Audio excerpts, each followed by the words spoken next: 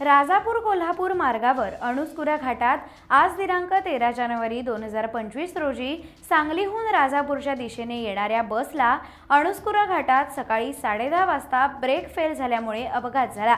मात्र यावेळी चालक SR कुरणे यांनी प्रसंगावधान राखत गाडी डोंगराच्या दिशेने घातल्याने मोठा अपघात टळला।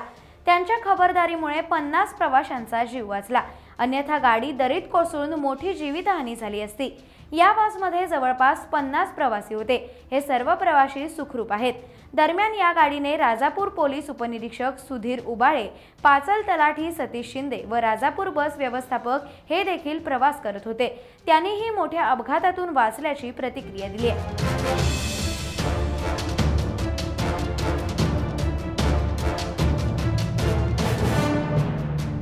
टाइम्स डिजिटलला लाईक करा, शेअर करा, सबस्क्राइब करा आणि बेल आयकॉन दाबायला विसरू नका।